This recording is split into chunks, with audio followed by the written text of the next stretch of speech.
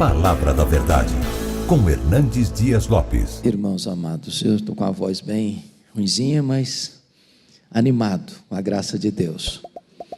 E nós vamos ler o texto que já foi lido no culto de hoje. Vamos relê-lo. Salmo 46. Abra sua Bíblia novamente, por gentileza. Lido o texto, mantenha sua Bíblia aberta nesta passagem. Deus é o nosso refúgio e fortaleza, socorro bem presente nas tribulações. Portanto, não temeremos, ainda que a terra se transtorne e os montes se abalem no seio dos mares. Ainda que as águas tumultuem e espumejem, e na sua fúria os montes se estremeçam.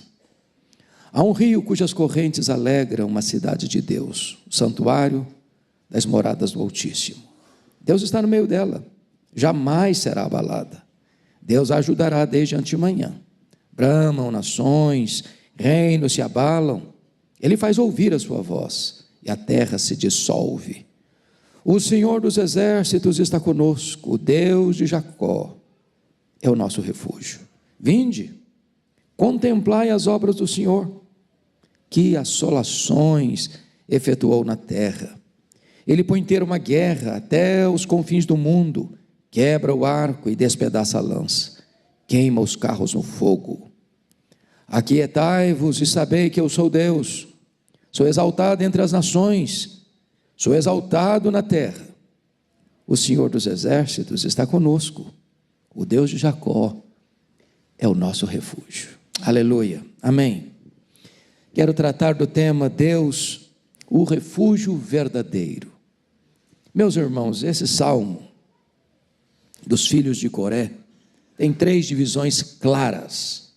Dos versos 1 a 3, ele está dizendo que Deus é a nossa proteção. Ele está tratando da proteção de Deus. Dos versos 4 a 7, ele está tratando da presença de Deus. Dos versos 8 a 11, ele está tratando do poder de Deus. Se vocês observaram, este é um dos textos mais sublimes do Saltério, e foi o salmo que inspirou, motivou, inclinou Martinho Lutero a escrever o hino, a Marselhesa da Reforma, Castelo Forte, é o nosso Deus. Se vocês perceberam nos versos 1 a 3, ele está falando da natureza em desordem, a natureza em convulsão, os grandes fenômenos naturais, os montes se derretendo, e a ordem nessa circunstância é: eu não temerei. Se vocês observaram nos versos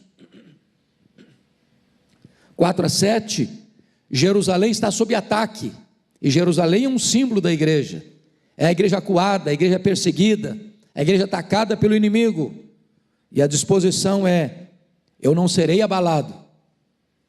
Dos versos 8 a 11, o cenário é de um campo de batalha após a guerra, onde os instrumentos de guerra viraram sucata, pela intervenção do Deus Todo-Poderoso, e a postura é: eu não vou lutar, Deus já venceu a guerra. Então, olhando para esse texto, vamos ver essas 3 divisões. Primeiramente, a proteção de Deus, os versos 1 a 3.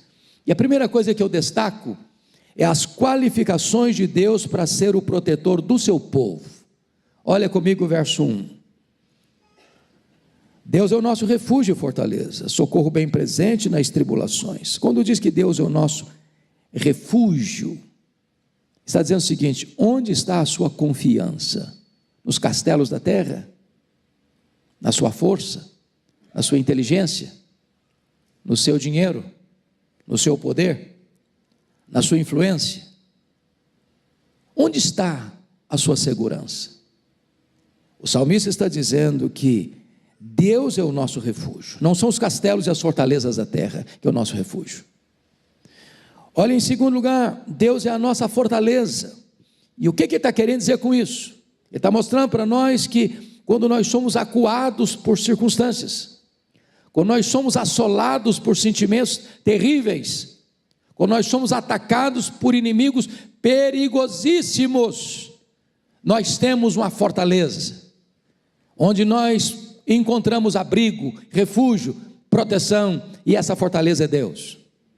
Ele vai dizer em terceiro lugar que Deus é o nosso socorro bem presente na tribulação, e a ideia de tribulação aqui é de um aperto, de um cerco, de um entrincheiramento, onde você está como que num beco sem saída, e nessa situação, Deus é o socorro bem presente, bem presente. Não há situação na vida que você passe, onde Deus não possa vir ao seu encontro, socorrer você, libertar você, restaurar você, dar segurança para você.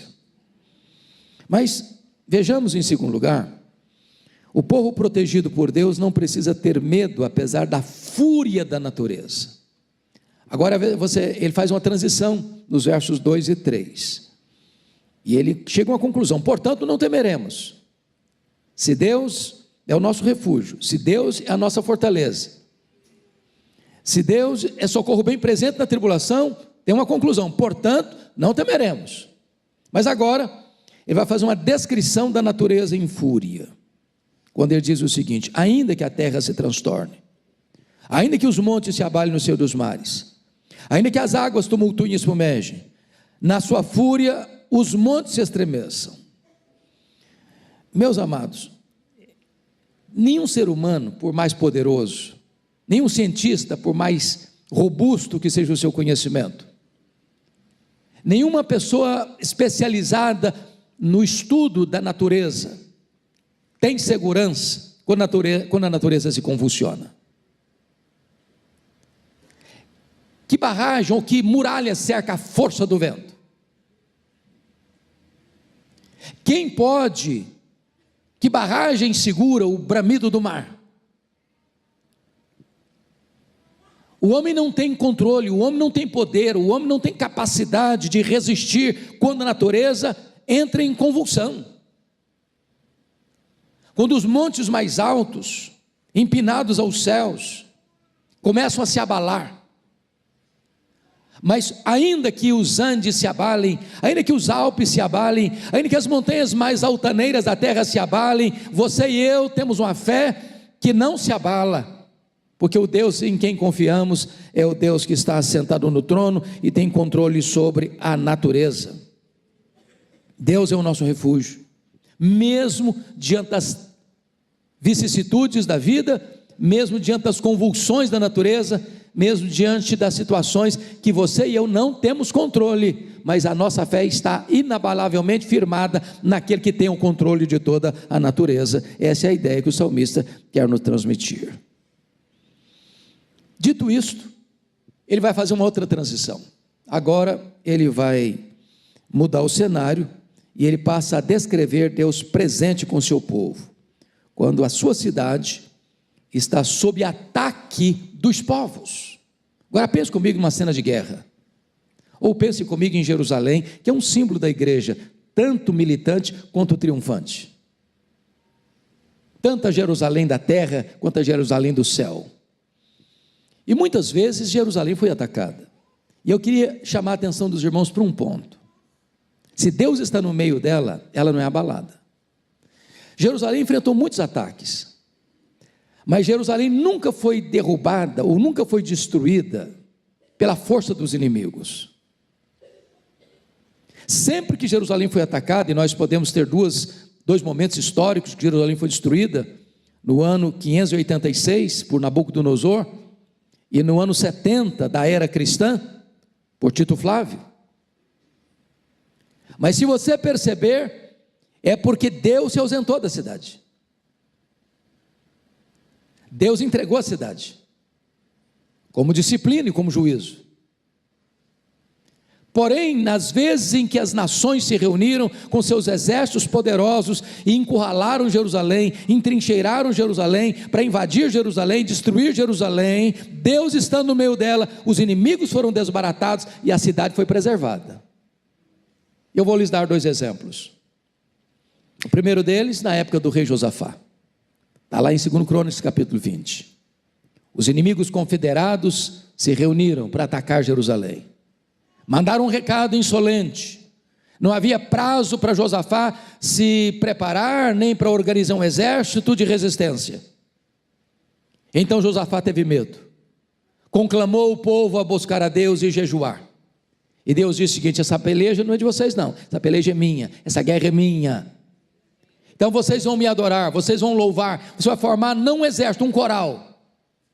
E diz a Bíblia que enquanto o povo de Deus canta louvores altíssimos, Deus pôs emboscada contra os inimigos e eles foram desbaratados. O problema não é a presença do inimigo, o problema é a ausência de Deus. O segundo exemplo é quando o poderoso Império Assírio, que já havia derrubado Samaria, já havia tomado as 10 tribos do norte, que era o mais poderoso e truculento império do mundo. Quando os assírios entravam na cidade, eles decapitavam os homens, faziam uma pilha de cabeças na porta da cidade, para dizer o seguinte: ninguém resiste ao ataque do exército assírio. E depois de derrubar as 10 tribos do norte, o poderoso Império Assírio cerca a cidade de Jerusalém. Ezequias está diante de uma situação incontornável, militarmente falando. O recado que lhe foi dado é esse: renda-se, porque Deus nenhum pode livrar você da minha mão. Diz a Escritura que ele buscou a Deus em oração.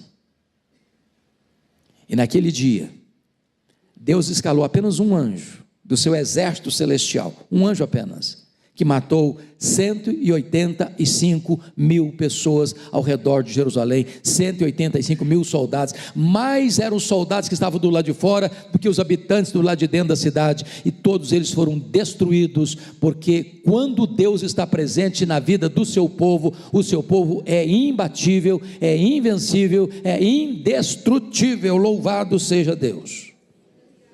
Então vejamos em primeiro lugar a presença de Deus. A cidade de Deus é regada pelo rio da graça. Versículo 4: há um rio cujas correntes alegram a cidade de Deus, o santuário das moradas do Altíssimo.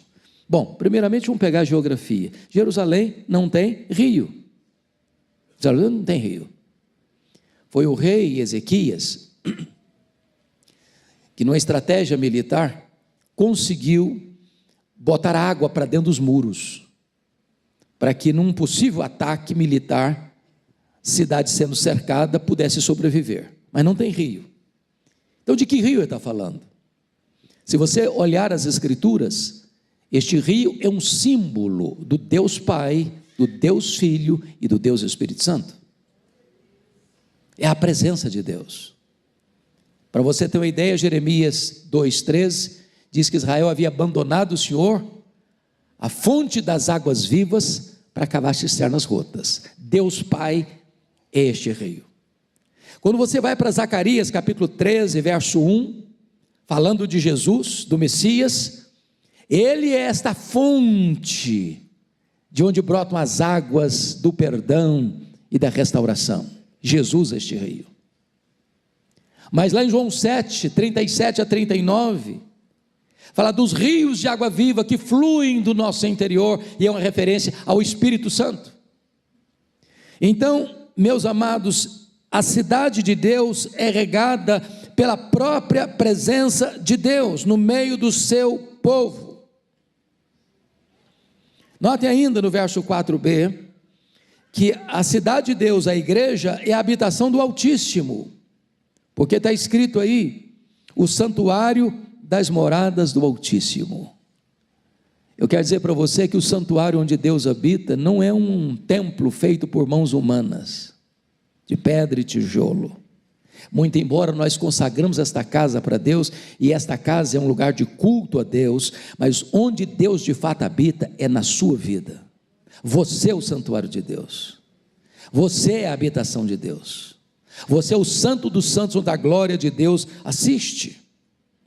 Mas ainda em terceiro lugar, a cidade de Deus é onde Deus está presente. Olha comigo o verso 5, Deus está no meio dela.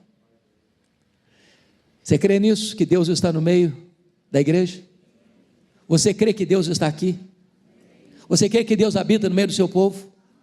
O resultado disso está escrito aí: jamais será abalada. Então preste atenção nisso, meu amado irmão. Se Deus está conosco, nós somos mais do que vencedores.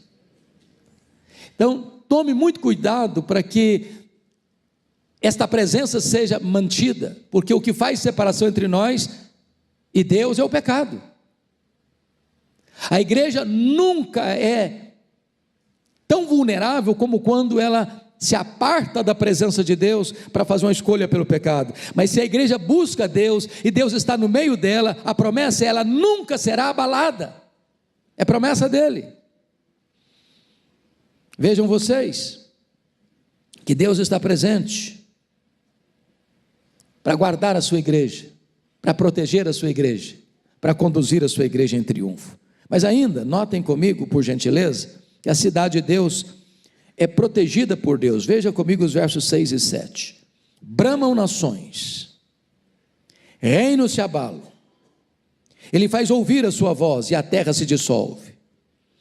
Ou seja, imagine um mundo convulsionado, em pé de guerra, caminhando célere para a destruição. Imagine os reinos poderosos do mundo se abalando. Imagine a natureza em convulsão, a terra se abalando. A despeito da crise política ou da crise da natureza, está no seu grau máximo de convulsão, de perturbação. O que o texto vai dizer no versículo 7 é este: o Senhor dos exércitos está conosco, o Deus de Jacó é o nosso refúgio. Faz sentido você entender que o Deus de Jacó está conosco, que Ele é o nosso refúgio, em virtude de um mundo que está em convulsão, em desespero, caminhando para um colapso. Irmãos, não importa o que o mundo vai enfrentar, de sofrimento, de desespero, de perturbação, de inquietação, as nações estão perturbadas, bramando, a natureza está gemendo e convulsionada, mas a despeito dessa situação caótica que está rondando o mundo, a igreja de Deus está guardada, está protegida nas mãos do Todo-Poderoso, porque o Senhor é o nosso refúgio, e é a nossa fortaleza, e é o nosso socorro bem presente nas tribulações. É isso que o salmista está nos mostrando neste momento. O que é maravilhoso entender, vejam vocês, no versículo 7, é o Senhor dos exércitos. Sabe o que significa isso? Ele governa os anjos, Ele governa as estrelas, Ele governa os corpos celestes, Ele governa todas as hostes celestiais. Ele tem sob o seu comandante, sob o seu comando, como comandante em chefe do universo, todas as forças que existem, as naturais e as sobrenaturais, as físicas e as espirituais, e todo esse exército de Deus está sob as ordens de Deus para proteger a igreja de Deus. Mas agora vem o último ponto, que é o poder de Deus, versículos 8 a 11, e novamente a cena muda. Agora não é mais as nações bramando, desesperadas nos conflitos e batalhas e guerras. Agora o salmista é chamado para ver um campo de guerra, para ver apenas os grandes instrumentos da época, os carros.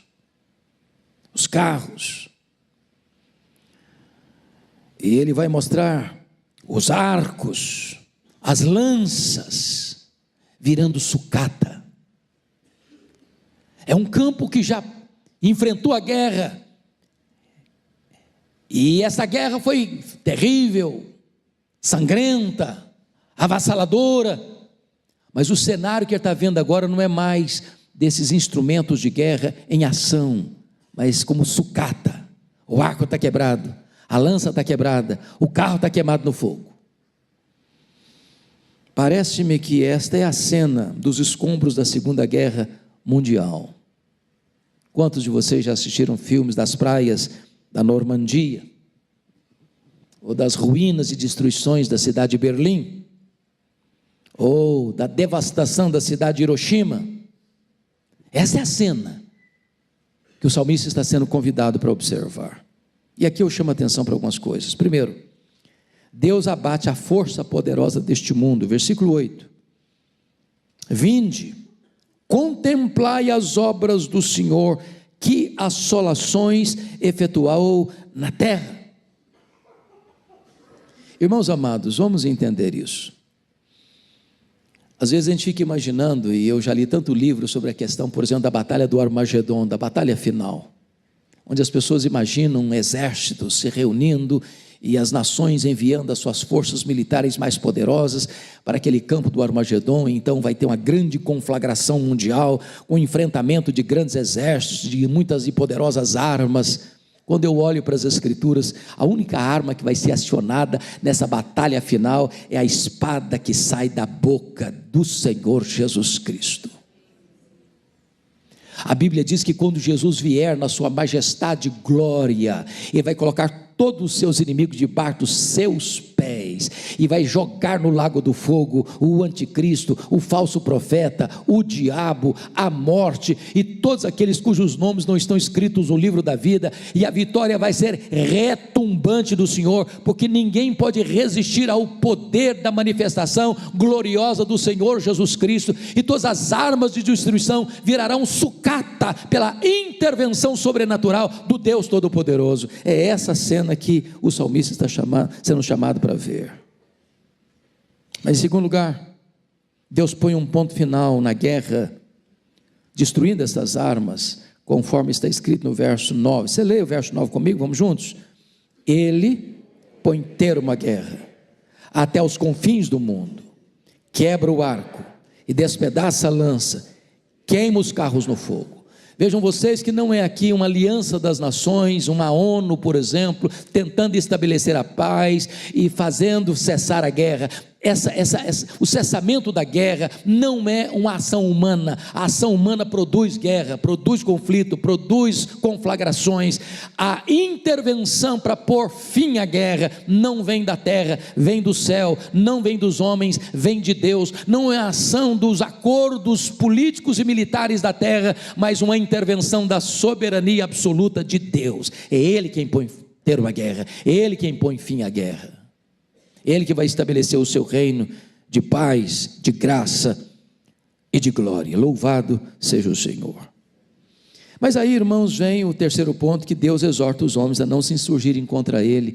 E eu peço que você leia o versículo 10, porque esse versículo 10, ao longo da nossa vida, nós usamos esse versículo e citamos esse versículo como um texto para acalmar o coração de uma pessoa que está passando por uma luta.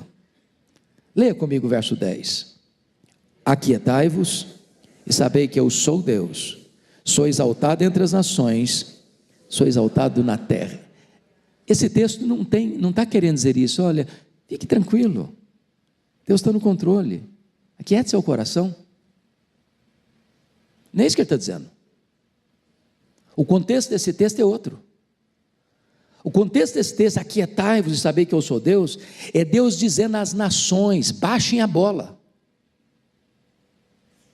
É Deus dizendo para as organizações internacionais: baixem a bola.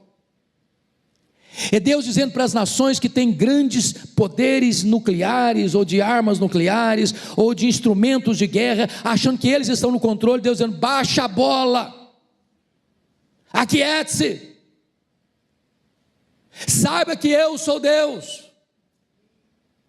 É Deus dizendo para a terra: quem manda é o céu. É Deus dizendo para os homens: quem manda sou eu, o Deus Todo-Poderoso. Aquietai-vos e sabei que eu sou Deus. Ou irmãos, numa época em que o mundo está em convulsão, numa época em que as nações caminham céleres para a destruição, numa época em que o mundo está sendo tomado por ideologias perniciosas, perigosas, nocivas de morte, é preciso que a igreja entenda uma coisa: Deus está no trono, e Deus diz para as nações: aquietai-vos e sabei que eu sou Deus, sou exaltado na terra. Nosso Deus reina, o nosso Deus é soberano, o nosso Deus é vitorioso. Deus vindica a sua glória diante das nações da terra. Mas finalmente, Deus exorta o seu povo, diante desse cenário tão crítico, a descansar em sua presença e a confiar no seu poder. Por favor, veja comigo o versículo 7, em voz alta, por gentileza, comigo. O Senhor dos exércitos está conosco. O Deus de Jacó é o nosso refúgio. Parece-nos que este é o texto central, porque ele é repetido no verso 11, literalmente. O que está escrito no verso 11? O Senhor dos exércitos está conosco. O Deus de Jacó é o nosso refúgio. Eu não sei quanto a você, mas de vez em quando eu fico com o coração perturbado, pastor Ival. Se eu olho as notícias, se eu ligo nos telejornais, se eu dou uma cutucada lá no TikTok ou no Kawaii para ver as pílulas de informação, meu coração se apavora, meu coração se angustia. O mundo está doido. Parece que os homens perderam o juízo. Parece que os homens aplaudem a desgraça e zombam da virtude. Parece que o mundo está deliberadamente caminhando para uma agenda devastadora. Mas é preciso parar e falar para o nosso próprio coração: acalma, acalma. Deus não perdeu o controle. Deus é soberano. Ele não foi apiado do poder. Ele não está de férias, ele não está de viagem, ele não está dormindo. Entenda essa verdade: o Senhor dos exércitos está conosco. O Deus de Jacó, o Deus da restauração, o Deus da aliança é o nosso refúgio. Disse para vocês no começo que foi com base neste salmo que Lutero escreveu o hino Castelo Forte é o nosso Deus. Em 1520, o Papa Leão X enviou uma carta advertindo Lutero para ele desistir das suas ideias e retratar-se. E Lutero queimou aquela carta em público. Isso provoca uma grande fúria, e em 1521, Lutero é convocado à dieta de Worms. E Lutero, diante das autoridades políticas e eclesiásticas, é convocado a se retratar. E depois de uma luta espiritual tão grande naquela noite, reunida a dieta novamente no dia seguinte, eles perguntam: Lutero, você está disposto a se retratar do que você escreveu, do que você tem pregado? E ele respondeu: a não ser que vocês me provem pelas escrituras que eu estou errado, eu não me retratarei, porque não é lícito um homem agir contra a sua própria consciência. Aqui fico, aqui me firmo, e que Deus me ajude. Nesse momento, o rei Carlos V, imperador do Sacro Império Romano, emite ordens para a prisão de Lutero. E isso significava que qualquer nação, qualquer pessoa que entregasse Lutero para ser morto, seria premiado, condecorado. Mas quis a providência de Deus que ao sair da dieta de Worms, Lutero fosse capturado, não pelos inimigos, mas pelos aliados. E ele é levado sob a proteção de um outro homem, e o único que podia contrapor a Carlos V, naquela ocasião, que era Frederico III. Ele é levado para o castelo de Wartburg, onde faz a tradução do Novo Testamento para o alemão. E é nessa conjunção de luta, de dor, de perseguição, de ameaça de morte, é que ele vai compor o hino Castelo Forte é o nosso Deus. E eu peço que você se levante agora, e se puder colocar na tela, por favor, o hino 155, Castelo Forte é o nosso Deus, eu fico muito agradecido, e eu quero terminar convidando a igreja para comigo ler este hino, este poema, 155 do Novo Cântico. Por gentileza, bota na tela. Nós vamos ler, então está aí. Vamos lá juntos? Com voz, é um poema, e eu quero convidar vocês para lermos este hino de uma maneira bonita, de uma maneira eloquente. Então vamos juntos.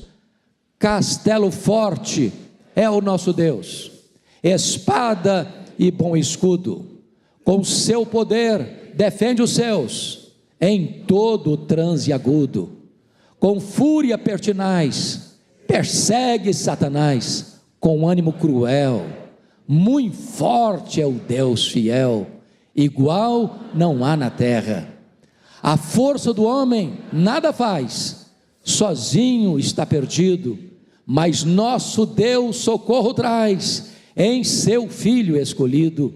Sabeis quem é Jesus, o que venceu na cruz, Senhor dos altos céus, e sendo o próprio Deus, triunfa na batalha. Se nos quisessem devorar, demônios não contados, não nos iriam derrotar, nem ver-nos assustados. O príncipe do mal, com seu plano infernal, já condenado está, vencido cairá, por uma só palavra. De Deus o verbo ficará, sabemos com certeza, nada sustará com Cristo por defesa. Se temos de perder família, bens, prazer, se tudo se acabar e a morte enfim chegar, com Ele reinaremos. Aleluia, aleluia, aleluia. Louvado seja Deus.